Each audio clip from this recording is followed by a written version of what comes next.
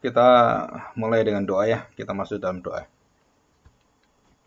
Mari kita berdoa. Tuhan, kami bersyukur kami akan memasuki pengenalan kami akan kitab suci. Kami sudah membahas tentang Yunus dan beberapa nabi-nabi yang Kau utus.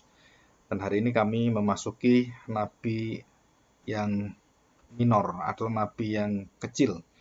Bukan berarti artinya kecil, tetapi nabi yang dari kepentingan juga dari hati sama besarnya dengan nabi-nabi yang lain. Lingkup daripada pekerjaan yang berada dalam wilayah-wilayah yang kecil, tetapi dampaknya sangat besar bagi kami sebagai orang percaya dan khususnya bagi bangsa Israel pada saat itu. Ajarlah kami untuk melihat apa yang Tuhan inginkan di dalam keadilan-Mu, di dalam panjang sabar dan setia Tuhan, dan khususnya hati Bapa yang begitu baik menantikan anak-anaknya untuk kembali, untuk berbalik dan bertobat dan mengakui kembali Engkau adalah Tuhan di atas segala Tuhan, Allah di atas segala Allah. Hati Bapa yang begitu panjang inilah yang membuat kami seringkali salah dan menganggap bahwa Tuhan terus mempunyai panjang yang tak terbatas. Tetapi kami tahu Tuhan bahwa Engkau adalah Maha Kudus dan Engkau menindak segala kejahatan yang sudah melampaui batas dan tidak bisa lagi ditoleransi dan tidak bisa lagi untuk diterima di hadapan-Mu karena Engkau Tuhan yang adil, Maha Kudus dan benar. Terima kasih Tuhan, disiplinlah setiap hati manusia dan juga kami sebagai orang percaya supaya kami semakin sungguh-sungguh hidup bertanggung jawab di hadapan Tuhan. Khususnya untuk menanggapi kelemahan-kelemahan dan dosa-dosa kami.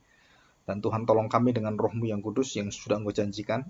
Dan kami mau belajar dari firman Tuhan dari Nabi Amos. Dalam nama Tuhan Yesus kami serahkan doa kami ini. Amin. Oke, kita lihat Amos pasal yang pertama ya. Amos pasal yang pertama, saya akan buka share screen-nya supaya kita bisa lihat dan kita bisa belajar ini.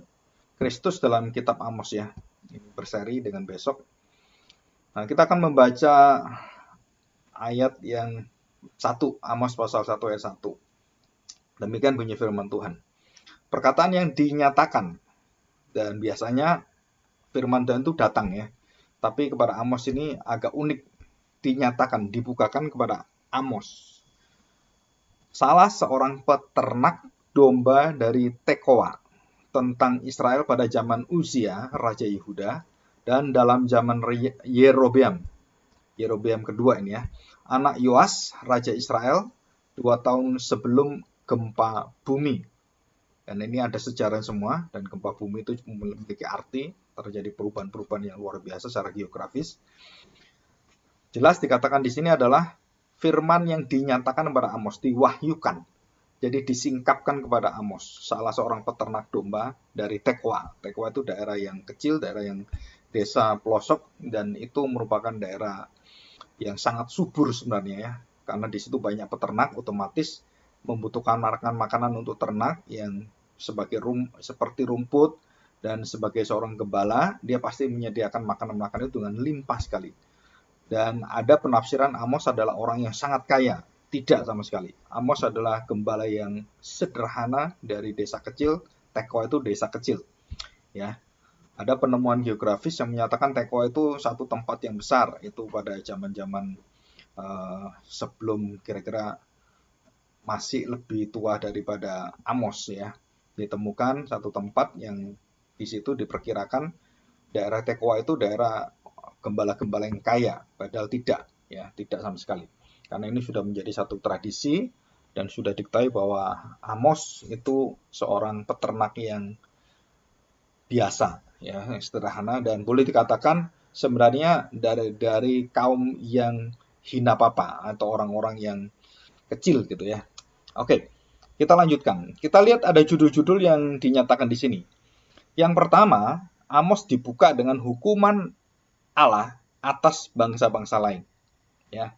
Nah, kita akan melihat Allah itu mempunyai satu sifat yang luar biasa yang dibukakan kepada kita, yaitu hatinya itu bisa marah, hatinya itu bisa menyatakan satu murka ketidaksabarannya, karena dia sudah menahan itu, dan Allah itu adalah Allah yang panjang sabar, dan kepanjangan sabarnya, atau boleh dikatakan bahwa sudah dinanti-nantikan, tetapi tetap aja bangsa-bangsa itu berbuat semakin hari semakin kejam, semakin jahat. Ya, kita akan baca ayat yang kedua, demikian. Berkatalah ia, Tuhan mengaum dari Zion. Jadi mengaum itu singa biasanya. Tuhan mengaum dari Sion, dan dari Yerusalem ia memperdengarkan suaranya, keringlah padang-padang penggembalaan, dan layulah puncak gunung Karmel. Jadi Tuhan itu saking marahnya, dari keluarlah satu kemarahan itu diumpamakan seperti singa yang mengaum, yang begitu menakutkan, yang dengar suaranya aja orang udah gemetar sekali. Nah, itu diungkapkan kemarahan Tuhan itu akhirnya mengalir keluar dan mewujud di dalam, perhatikan baik-baik, mengeringkan padang-padang penggembalaan. Dan bukan hanya itu saja. Dari mana padang-padang penggembalaan bisa lebat, bisa tumbuh subur luar biasa, rumput-rumput dan tumbuh-tumbuhan itu dari Gunung Karmel.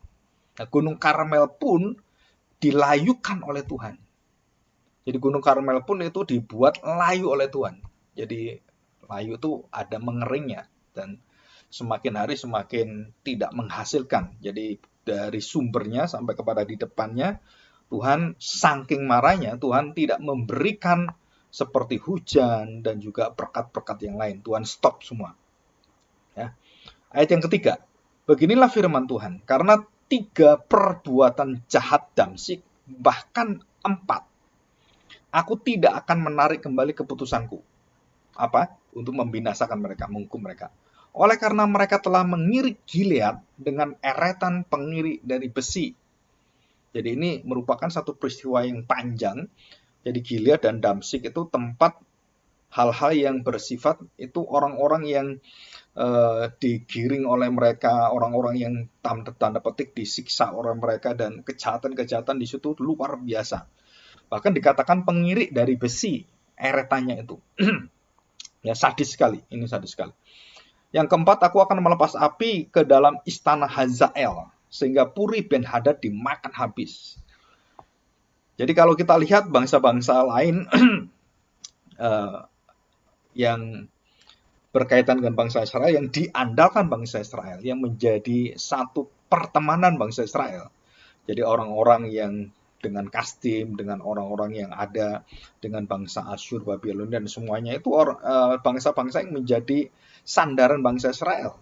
Nah, kita harus tahu, ya, Edom juga nanti disebutkan di sini, itu adalah orang-orang yang mempunyai kekuatan luar biasa, dan mereka akhirnya bersaudara dengan orang-orang itu, tetapi mereka berbalik mengkhianati bangsa Israel. Ya, itu sejak zaman Daud, Salomo, bahkan kita masih ingat Raja Hiram, itu raja bukan orang Israel, itu berteman dengan Daud, dan Daud melindungi mereka dan tidak mengambil kekuasaan mereka, tidak memerangi mereka, karena mereka bersahabat. Ya. Dan itu pun akhirnya dikhianati oleh orang-orang Edom itu, ya, dan juga yang lain. Nah, perhatikan ada 2 kalimat yang kita akan bahas. Apa itu kalimatnya? Itu dikatakan karena 3 perbuatan jahat Damsyik, bahkan 4. Nah, istilah bahkan 4 itu artinya sudah melebihi batas. Nah, kita akan bahas ini nanti, ya. Yang kedua, Allah, 4 ayat 4 itu, Allah akan melepaskan api ke dalam istana Hazael, sehingga Puri Ben Hadad dimakan habis, artinya dibakar habis. Ya. Yang kelima, aku akan mematahkan palang pintu Damsyik dan melenyapkan penduduk dari Bekeat Awen, serta pemegang tongkat dari kerajaan Bet Eden, dan rakyat Aram harus pergi sebagai orang buangan ke Kir, firman Tuhan. Dan diulangi lagi. Ada sekitar 5 kali atau 6 kali, ya. Karena 3 perbuatan jahat Gaza, bahkan 4, aku tidak akan menarik kembali keputusanku, oleh karena mereka telah mengangkut ke dalam pembuangan suatu bangsa seluruhnya untuk diserahkan pada Edom. Kita masih ingat bangsa Israel itu ditawan oleh bangsa Assyria, ya kan? Dan dikatakan di situ mereka diangkut dan dibawa ke Gaza, ya, ke Gaza. Nah, Gaza sekarang lagi rame ini, ya, lagi ngebom bangsa Israel dengan 1.500 peluru kendali yang luar biasa sekali, dan Israel mempunyai Iron Drone yang bisa menangkis itu semuanya. Dari 1.000 itu yang lolos itu ada satu ya yang kena ke daerah pemukiman bangsa Israel, dan ada sekitar 6 orang mati di sana kena bom itu. Ya. Sebaliknya bangsa Israel juga sudah melumpuhkan 1.000, jadi sekitar 1.400 lebih peluru kendali yang dihujankan ke daerah Yerusalem, sebenarnya tujuan mereka, dan itu bisa ditangkis dan ditembak kembali dengan peluru kendali yang lebih kecil, lebih cepat, dan akhirnya melumpuhkan semuanya. Dan itu seperti mainan anak-anak perang-perangan gitu. Itu ada di YouTube semua ya. Nah, itu yang meluncurkan peluru kendali itu dari Gaza. Ya, dari Gaza. Mungkin sedikit kita mengerti ya, bangsa Israel apakah jahat sekali? Banyak orang mengatakan bangsa Israel itu sewenang-wenang gitu. Perhatikan baik-baik. Kalau kita lihat ke bangsa Israel, itu banyak sekali bangsa Israel itu membantu orang Palestina, mulai dari minumnya, mulai dari makannya, itu banyak sekali dibantu. Nah, saudara harus tahu ini bahwa sebenarnya peperangan ini bukan peperangan antara bangsa Palestina dengan bangsa Israel, tetapi orang-orang yang radikal di sana yang memiliki kekuasaan, yang mau merebut kekuasaan di negara Palestina itu, mereka berebut kekuasaan. Padahal perjanjian yang sudah dibuat itu Netanyahu dengan pemimpinnya yang dari Palestina itu, saya nggak tahu siapa yang baru menggantikan itu. Nah, sudah mempunyai satu janji perundingan dan tidak akan memerangi lagi. Tapi kenyataannya ngebom bangsa Israel. Nah, pemimpinnya itu ditolak oleh orang-orang yang di bawahnya yang sangat radikal itu, dan mereka tidak mau. Ya. Nah, di sini dikatakan 3 perbuatan jahat Gaza, bahkan 4. Artinya 4 apa? Udah melebihi batas dari batas yang Tuhan berikan. Jadi kejahatan itu dibatasi oleh Tuhan, ya. Dikat, jadi artinya ditahan gitu. Tapi kalau sudah melebihi itu, 3 itu sudah jahat sekali. Kalau sudah 3 perbuatan jahat, bahkan 4, itu menyatakan satu perbuatan manusia yang bukan lagi manusia. Ya, bukan lagi manusia secara normal berbuat jahat yang ada batasnya. Mereka sudah dirasuki dengan satu dosa yang begitu besar dan membinasakan orang lain dan mengorbankan orang lain, serta kalau orang ngomong merampas hak-hak orang lain. Jadi itu jahat sekali ya. Bangsa Asyur, Babilonia, terus Kasdim, Edom, itu bangsa-bangsa yang tidak mengenal budi, tidak mengenal kebaikan orang lain. Padahal sudah diperbaiki, sudah dilakukan hubungan, sudah diperhatikan, sudah ditolong oleh bangsa Israel, mereka masih seperti itu. Edom itu saudara dari keturunan Yakub, saudara dari keturunan Abraham ya, dari Esau. Esau itu kan keturunannya namanya Edom. Jadi baiknya orang Israel itu, walaupun kamu musuh saya tetap memberikan apa yang menjadi hak manusia itu dia berikan. Dan ini luar biasa ya. Nah, kita akan melihat ini ya. Prinsip yang pertama, kita masuk, penghukuman Allah adalah wujud daripada kasih setia Allah untuk menyatakan Allah itu benar, Allah itu adil kepada orang-orang dicintai. Maka dalam keadilannya itu Allah tidak membiarkan kita dalam dosa tanpa didisiplin.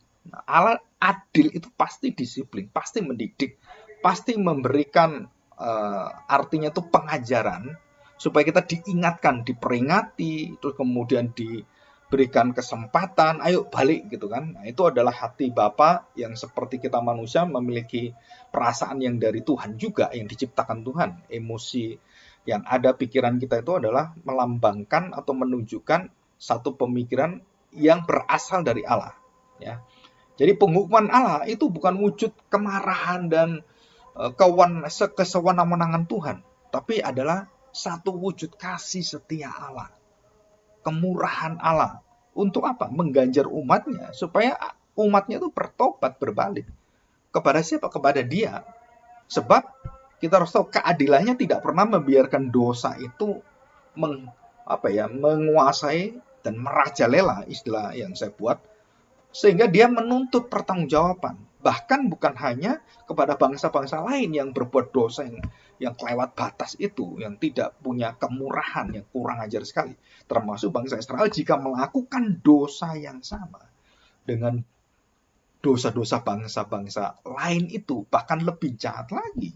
Dan dikatakan pada ayat selanjutnya, engkau Israel melakukan dosa 3 dosa, bahkan 4. Jadi bangsa Israel pun melakukan dosa yang melebihi batas sebagai seorang bangsa pilihan, apalagi bangsa pilihan. Itu nggak mungkin melakukan hal seperti itu. Kalau sampai melakukan, Tuhan bertindak untuk apa? Supaya kita memberikan pertanggungjawaban. Mengapa kamu tidak setia pada Tuhan, tidak taat? Ya, untuk apa? Kembali Tuhan membawa bangsa Israel supaya taat. Ya, dan sampai kapanpun sebelum Yesus datang, bangsa Israel tidak bisa hatinya lembut. Bahkan murid-murid Tuhan Yesus pun tidak bisa hatinya melembut. Nah, Tuhan janjikan Roh Kudus dan Tuhan janjikan model dan hidupnya dia menjadi kekuatan hidup para muridnya, dan nyawa dia, darah dan daging dia itu menjadi darah dan daging saya. Dalam perjamuan kudus itu kita selalu diingatkan. Itu adalah satu berkat Tuhan sebenarnya. Oke, kita masuk yang kedua. Nah, perhatikan baik-baik. Di sini dikatakan ada ya bangsa yang pertama tentang satu tempat yang bernama Damsyik, Gilead, Gaza, dan Edom. Kemudian Tirus, ya Edom disebutkan kira-kira 5 kali. Mengapa Edom disebutkan 5 kali? Karena itu sangat dekat dengan bangsa Israel. Itu bertetanggaan. Dan Damsyik, Gilead, Gaza, Edom, Tirus, ya kan? Yang ke-5 dan ke-6 adalah Amon dan Moab. Amon dan Moab. Jadi ada 7 nama yang disebutkan dalam kitab Amos ini yang berkaitan dengan kemarahan Tuhan kepada orang-orang dan kota-kota ini. Ya, kota-kota yang sangat jahat sekali dan juga bangsa yang sangat kejam sekali. Bangsa yang tidak tahu aturan, tidak tahu terima kasih, tidak tahu diri, dan tidak mengerti moral sebenarnya. Ya, bukan hanya firman Tuhan, itu moral. Nah, apa artinya 3 perbuatan jahat bahkan 4? Itu menunjukkan satu standar Allah yang sudah ditetapkan dan panjang sabar Tuhan yang sudah diberikan supaya kita mengerti bahwa Allah itu tidak bisa dibuat main-main. Jadi kekudusan kita itu merupakan satu persyaratan yang tidak bisa disepelekan. Tidak bisa kita main-main dengan dosa kita dan kita masuk dalam lumpur dosa itu, kita tidak boleh menikmatinya. Kita harus melepaskan itu. Dan kalau kita tidak bisa tidak bisa sadar dan kemudian kita terus melakukan tambah hari tambah jahat, tambah kecanduan, dan seperti orang yang tidak bisa hidup tanpa melakukan hal-hal seperti itu. Jadi ada orang yang dari masa kecil itu ya, karena perbuatan keluarganya dan karena dosa dari pamannya gitu ya, akhirnya dia kena satu dosa homoseksual ya. Dan dia merasakan dia bagaimana dia dekat dengan itu, dan dia merasakan kalau dia tidak melampiaskan kepada hal-hal yang seperti itu, jadi berbuat dosa dengan laki-laki, menikmati kenikmatan di sana, dan kemudian semakin hari dia sadar dalam hatinya itu dia orang Kristen, tetapi dia nggak bisa mengalahkan dagingnya, tidak bisa mengalahkan malunya, tidak bisa mengalahkan akan orang kalau ngomong itu nafsunya itu nggak bisa dia hindarkan gitu. Dan dia diperbudak dengan ikatan dosa itu sampai kemudian dia dewasa, sampai umur kira-kira waktu itu kelas 2 SMA gitu kan. Nah, dia bercerita, dia menyatakan dia tuh tahu yang benar tapi nggak bisa dia menolak. Nah, setelah konseling itu baru kita tahu bahwa dia terjadi seperti itu bukan karena dia, karena lingkungan, dan dia terjebak di sana dan dia tanda petik diperkosa oleh pamannya sendiri. Jadi laki diperkosa laki pamannya, jadi pamannya itu homoseksual juga gitu ya. Nah, bagaimana terjadi seperti ini? Nah, terus kita tahu bahwa itu sudah dosa-dosa melebihi batas. Jadi kalau dosa itu berkaitan dengan dirimu, ya mungkin masih ada batasnya. Tapi kalau sudah mulai dosa melukai orang lain, mengorbankan orang lain, atau berkaitan dengan kejahatan-kejahatan yang merugikan dan bahkan membunuh orang lain, maka keadilan itu harus ditegakkan, harus ada disiplinnya, ada sanksinya, ada kekuatannya dari Tuhan. Nah, itu harus tegas sekali. Ya. Nah, ini Tuhan. Jadi Tuhan menyatakan, kamu berbuat dosa, kalau sudah melewati batas, kamu nggak akan bisa keluar dan terluput dari mata Tuhan yang kudus. Siapapun itu, ya, kamu perlihatkan kepada masyarakat dan seluruh dunia. Kalau sudah melebihi batas, maka Allah dengan kuasa firman-Nya mengatakan bahwa pemerintah itu menegakkan dengan kuasa pedangnya dan menegakkan keadilan. Dan banyak orang masuk penjara yang karena dosa-dosa yang kelewat batas dan masuk penjara. Dan bahkan sampai kemudian dihukum mati, dibinasakan.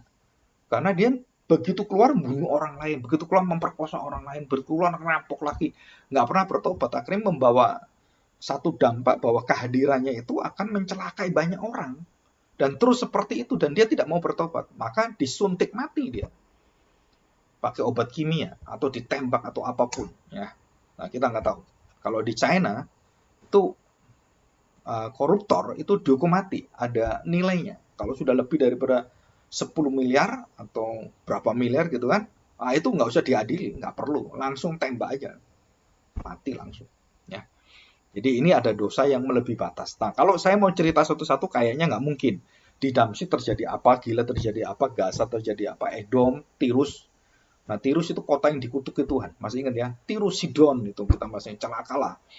Nah, itu kita harus tahu. Edom juga bangsa yang juga pernah mendapatkan kutukan juga. Moab dan Amon, ya, itu ada ayat-ayatnya semua di situ. Nah, saudara, yang kedua adalah kita melihat carilah Tuhan, ya, carilah Tuhan. Nanti kita pada ayat yang terakhir ini saya terangkan untuk besok, ya, carilah Tuhan, carilah Tuhan, carilah aku, carilah yang baik, carilah makananmu, kamu akan hidup, kamu akan kamu akan mendapatkan pemberian-pemberian dari Tuhan yang tidak pernah kamu sangka, bahwa Tuhan itu tidak mendendam pada kamu. Kamu itu anaknya. Kalau kamu bertobat, dia akan mengembalikan semua berkatnya. Tidak tertutupi lagi. Itu janji Tuhan. Jadi kalau kita ada orang berjanji pada kita, kalau kita bersalah, kita berdosa, kita melakukan tanda petik melukai hati dia, terus dia berkata, kalau kamu bertobat, aku akan kembali seperti semula. Aku mengasihi kamu, aku menerima kamu, dan tidak lagi menghina kamu. Wah, kamu ya pernah gini, pernah gini. Tidak. Kalau orang itu mengingat kembali dosanya dan kemudian mengata-ngatai dia. Enggak, Tuhan enggak seperti itu. Kamu bertobat, dia melupakan semua yang di belakang dan kamu menjadi anaknya. Dan Tuhan adalah Tuhan yang begitu ikhlas, yang begitu tulus. Dan kita juga harus sama. Ya, dan kita nggak boleh tidak. Jadi itu tujuan Tuhan untuk memberikan satu pertanggungjawabannya, karena dia adalah Allah yang adil dan kudus dan dia menjalankan kebenarannya, maka dengan kasihnya dia membuka itu semuanya pengharapan. Ya, kalau saya bertobat, saya berbalik kepada Tuhan, waduh puji Tuhan, kenapa? Aku diterima kembali dengan sukacita yang luar biasa. Itu anak terhilang gitu kan, perempuan-perempuan yang di dalam perzinahan, perempuan yang di dalam ikatan dosa, ikatan setan, waktu datang pada Tuhan, itu diberikan haknya, diberikan tempatnya, dan bahkan kalau saya ngomong, tempatnya itu semakin indah, semakin mulia daripada dia dulu. Ya. Pelacur itu juga sama, mendapat tempat yang sangat indah di hadapan Tuhan. Ini luar biasa sekali, ya. Nah, kita lihat sekarang yang kedua itu adalah Allah melepaskan api. Pada ayat yang keempat, kita lihat ya, ayat yang keempat. Aku akan melepaskan api ke dalam istana Hazael sehingga Puri Ben Hadad dimakan habis. Jadi ini tanda apa itu api? Api itu adalah tanda satu peringatan dari Tuhan. Jadi satu hukuman yang nyata, satu kemarahan yang nyata, yang dinyatakan kepada manusia, supaya manusia itu disadarkan, kayak disengat gitu. Jadi kalau kita contoh gitu ya, contoh ya, apapun ya contoh. Kalau kita kemudian mencolokkan kabel, kalau kita salah, maka kita disengat oleh strum itu kan. Nah, itu kayak dikejutkan dengan kekuatan yang luar biasa. Jadi begitu gitu kan. Nah, kita dikejutkan, kita lepas supaya apa? Diperingati bahwa ada satu kesakitan, ada satu penderitaan, ada satu yang menyengat kita, supaya kita melepaskan itu. Untung kalau kita punya refleks dalam tubuh kita itu, mata kita, terus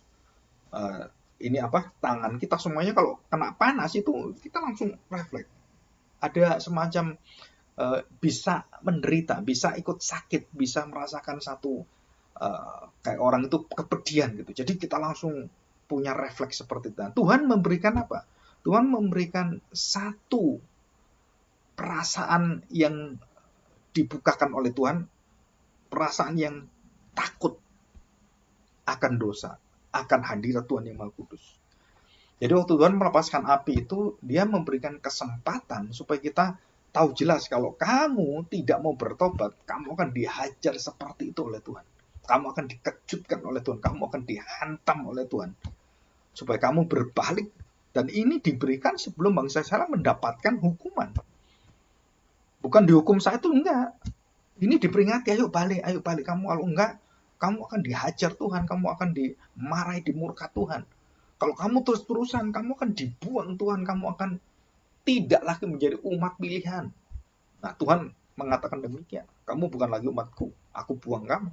Aku akan menerbitkan umat yang baru, yang mempunyai hati yang lembut. Jadi bukan kamu lagi. Itu cara Tuhan untuk apa? Menyadarkan kita, menyengat kita, mengejutkan kita supaya kita, oh ya, saya harus sadar ini, saya ini bukan karena diri saya, karena Tuhan yang baik, maka saya balik kepada Tuhan. Ya, itu dituliskan ayat 7. Coba kita lihat ayat 7 ya. Amos pasal 1 ayat 7. Aku akan melepaskan api ke dalam tembok Gaza sehingga purinya dimakan habis. Nah, perhatikan ya. Jadi api di sini betul-betul api yang membakar habis Ben-Hadad, puri Ben-Hadad, purinya di Gaza itu, dan dihabisin oleh Tuhan. Dibakar. Dan bahkan kalau kita tahu, perjalanan Yerusalem dan Bait Allah juga sama dibakar. Kita lihat di dalam Amos ini, Yerusalem dibakar ada. Ya. Wah, itu mengerikan sekali. Dan temboknya dihancurkan semuanya oleh Nebukadnezar. Coba kita lihat ya. Nebukadnezar. Ya, coba kita lihat.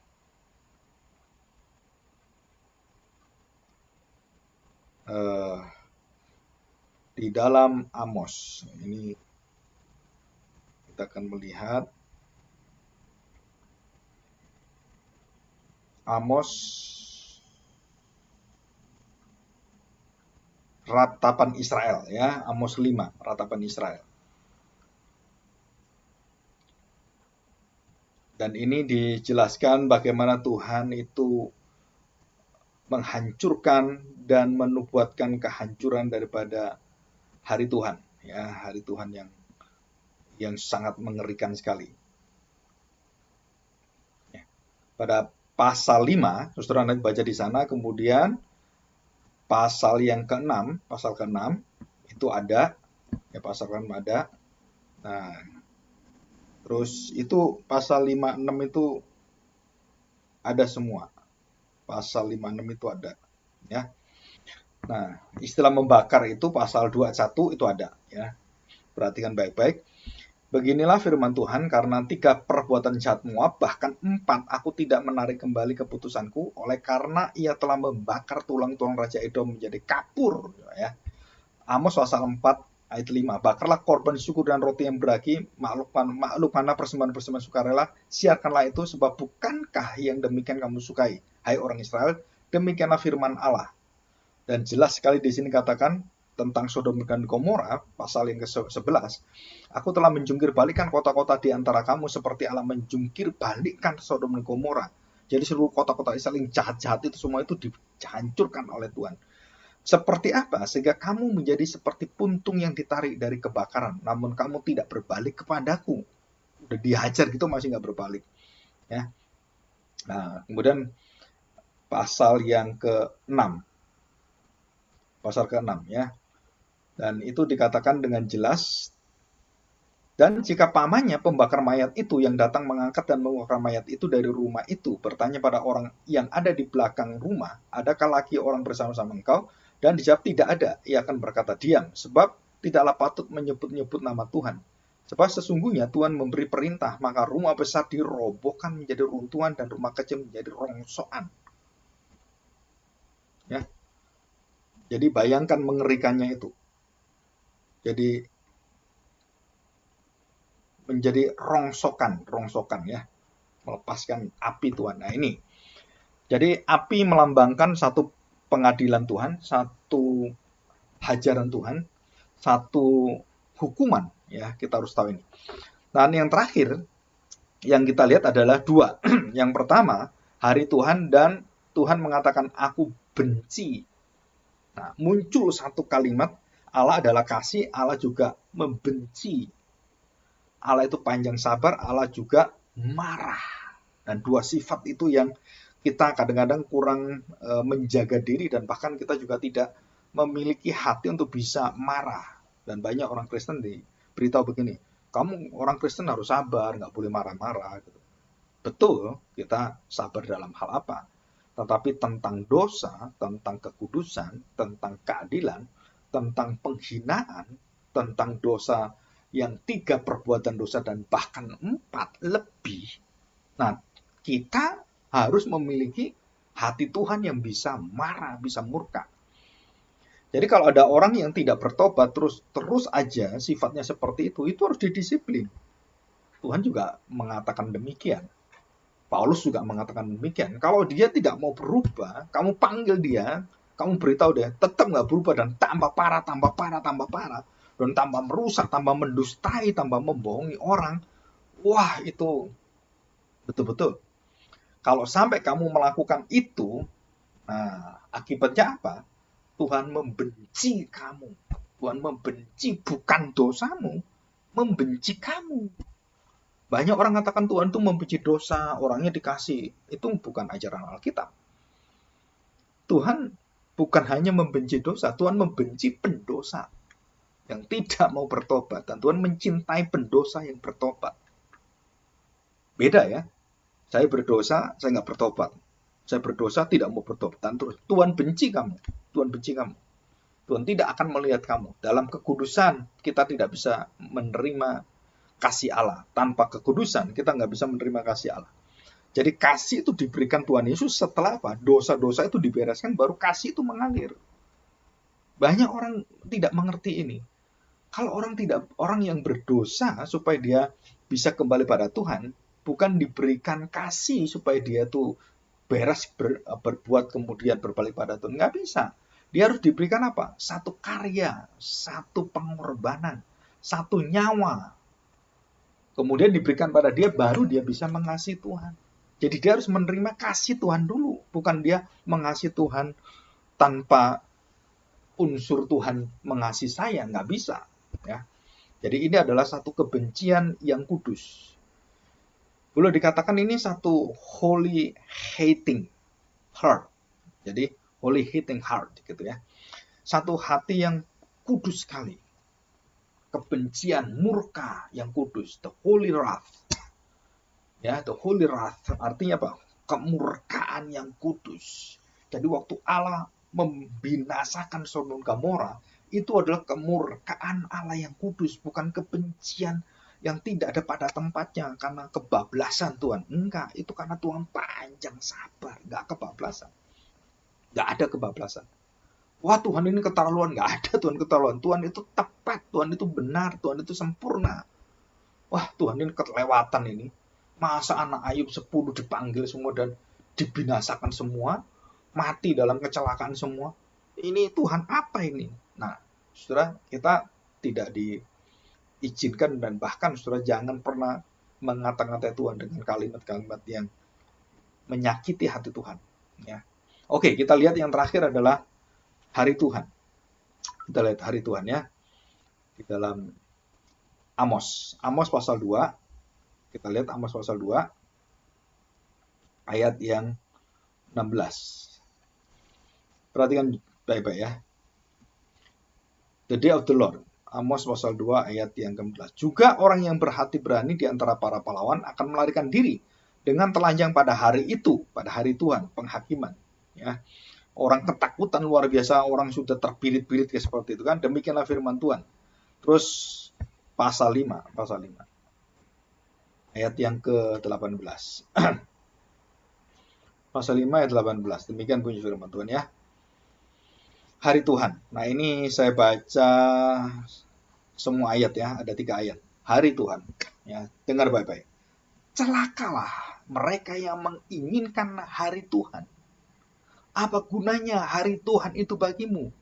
Hari itu kegelapan, bukan terang. Hari murka Tuhan. The day of the Lord dalam perjanjian lama itu adalah hari Tuhan marah luar biasa sekali. Karena apa? Karena dosamu, karena dosa bangsa-bangsa lain.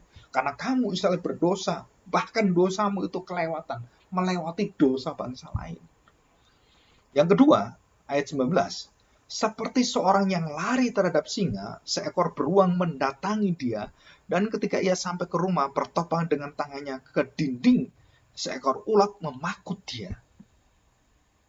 Ini satu suasana psikologis. Jadi betapa takutnya orang waktu Tuhan itu murka, waktu Tuhan menghantam dunia, waktu Tuhan menghajar kita, itu ketakutan kita itu seperti kita tuh lari dikejar oleh singa. Dan bukan hanya itu, ada beruang mendatangi kita yang besar seperti itu, dan kita ketemu sembunyi, menutup pintu, pikir kita udah selamat. Enggak, di dalam itu ada ular. Cuk! Matilah kita. Jadi artinya apa? Dalam ketakutanmu itu, kamu akan tetap didatangi oleh murka Tuhan, kamu tetap dihukum oleh Tuhan. Dan Tuhan tidak main-main. Jika Tuhan mengatakan, 70 tahun aku buang engkau, tidak ada orang bisa mengurangi 70 tahun. Nabi-nabi palsu mengurangi. Wah, Tuhan itu nggak akan menghukum engkau, nggak akan lama. 70 tahun, nggak mungkin 70 tahun. Tuhan katakan 70 tahun, ya 70 tahun. Sampai persis 70 tahun. Nggak dikurangi oleh Tuhan, nggak ditambah oleh Tuhan. Kenapa? Itu ukuran Tuhan. Ukuran waktu Tuhan. Yang tepat, yang betul-betul pas. Akhirnya bangsa Israel membuka hatinya berubah. Dan bukan semua bangsa Israel. 10 bangsa Israel, suku bangsa Israel tidak berubah. Tapi 2 suku bangsa Israel itu terbuka hatinya kepada Tuhan.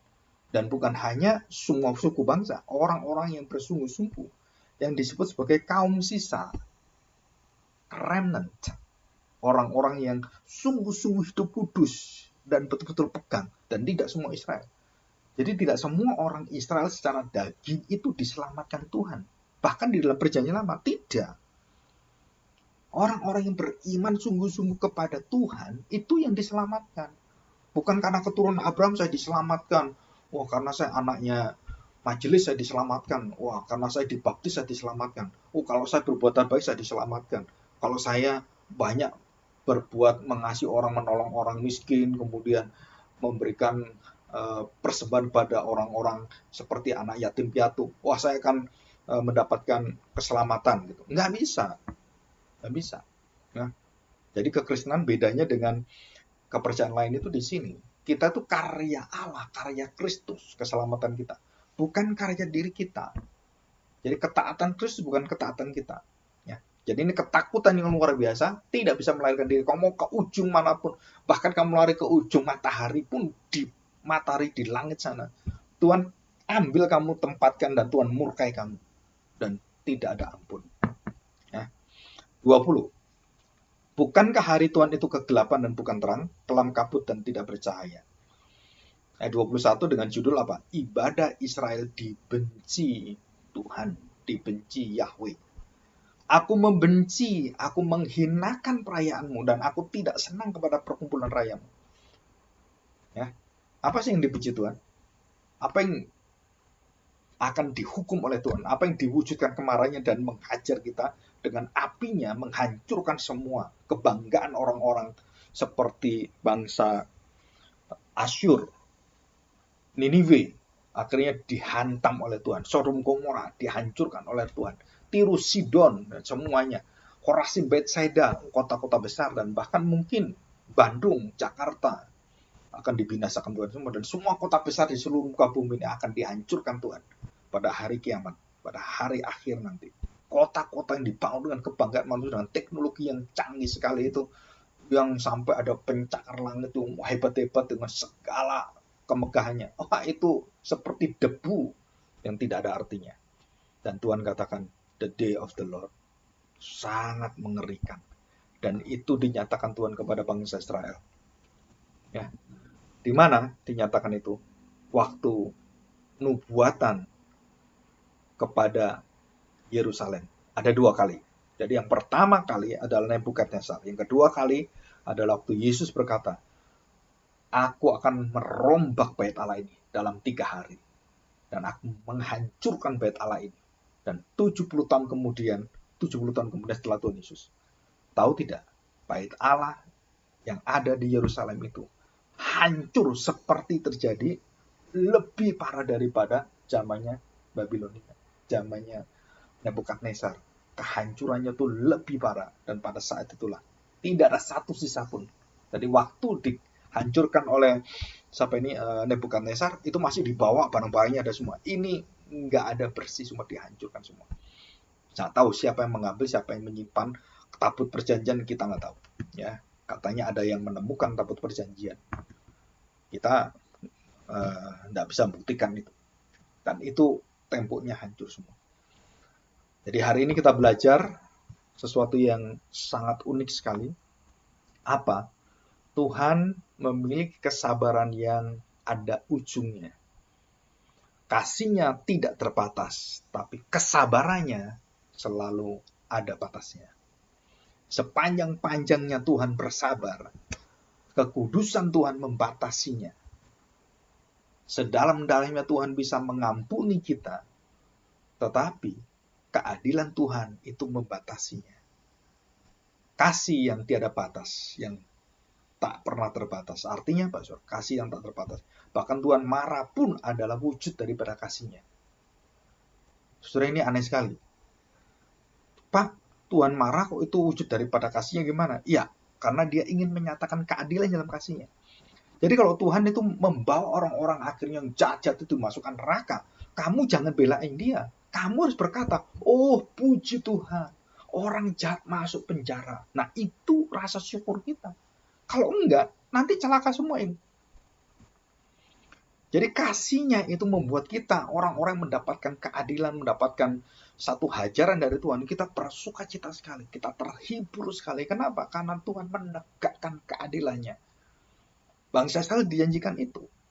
Bangsa Israel dijanjikan satu hiburan yang luar biasa. Kamu jangan melihat bangsa-bangsa itu, yang kejam itu. Aku punya urusan sendiri. Aku yang akan membalas mereka. Kamu bertobatlah sekarang. Kalau kamu bertobat, bangsa itu akan aku habisi semua. Dan itu terjadi sama seperti nanti akhir zaman.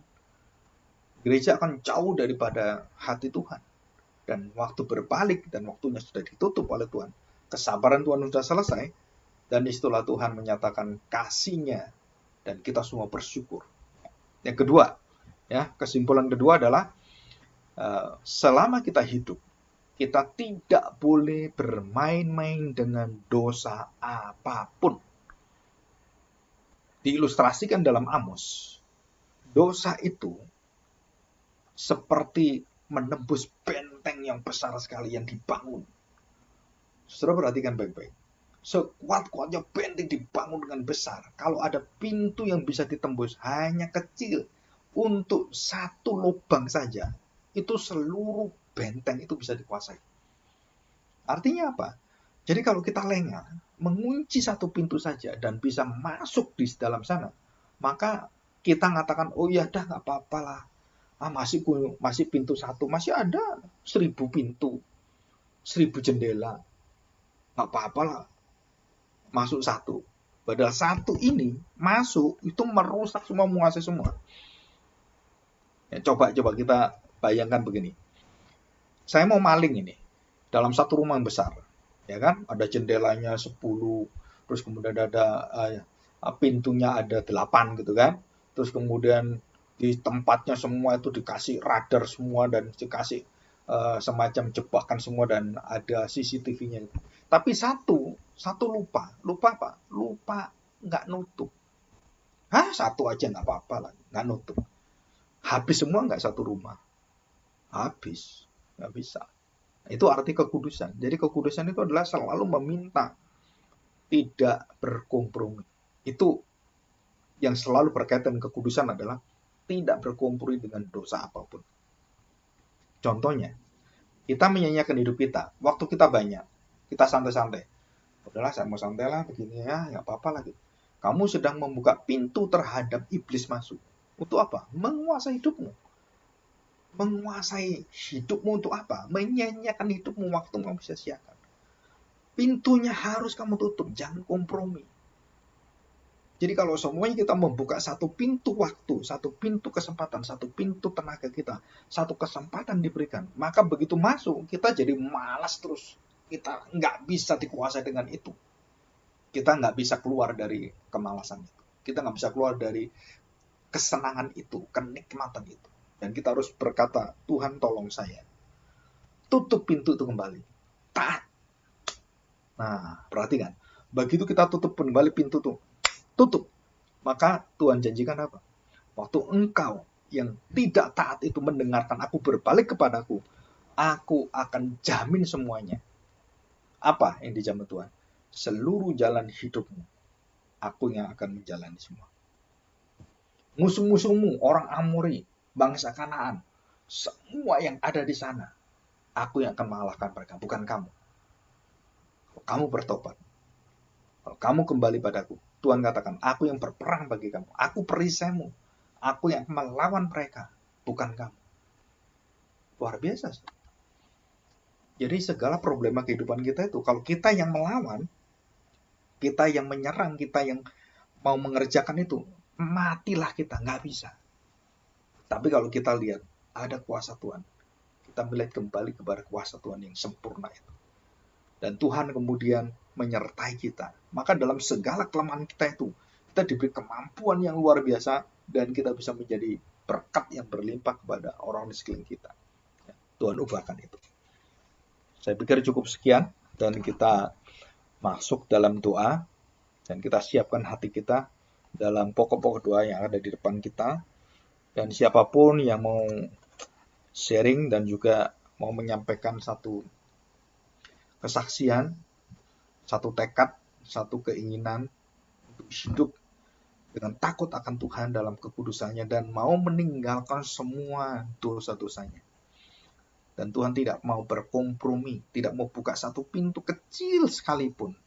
Tuhan tidak mau kita untuk membuka supaya kita dimasuki satu kehancuran yang besar di dalam.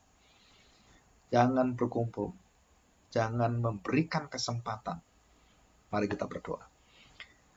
Bapa, kami bersyukur di hadapan-Mu, karena semua apa yang kami rasakan, yang kami kerjakan, yang kami hidupi adalah karya Tuhan yang sangat indah.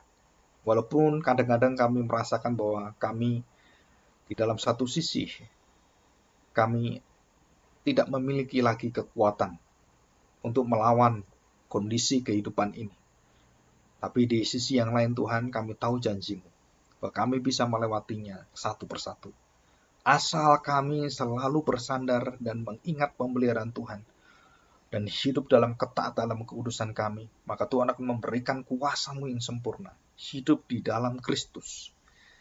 Kami akan diberikan semangat untuk belajar, semangat untuk bekerja, semangat untuk melakukan seluruh apa yang Tuhan kerjakan dalam hidup kami. Pekerjaan apapun, pelayanan apapun yang Tuhan kerjakan pada kami, akan Tuhan limpahkan dan lipatkan dalam memberkati diri kami dan orang-orang yang bersama dengan kami. Terima kasih Tuhan. Berkatilah kami dan bawalah selalu hati kami mengucap syukur senantiasa dalam segala perkara kehidupan kami. Kami mencari Engkau, mencari kerajaan-Mu, kami mencari firman-Mu, dan kami ingin menikmatinya bersama dengan Engkau. Terima kasih Bapa. Di dalam nama Tuhan Yesus kami serahkan doa kami ini. Amin.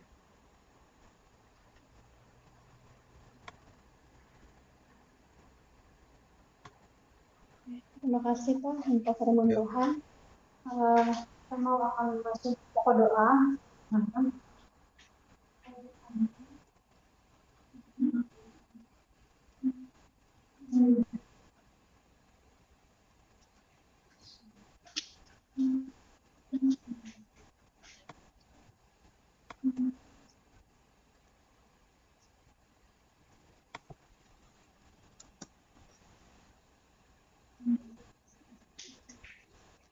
Ada pengumuman mungkin dari Ya, Pak Pak. Jul? Hah?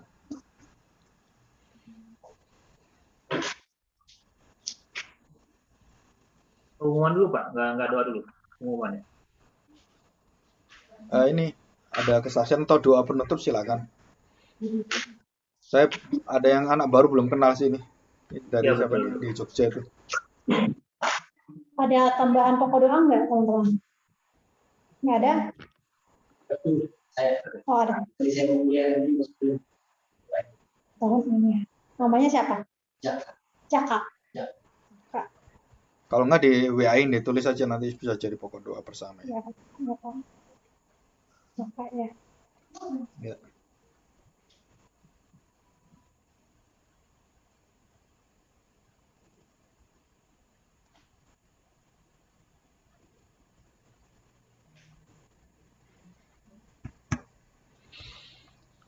Ada, Nevi?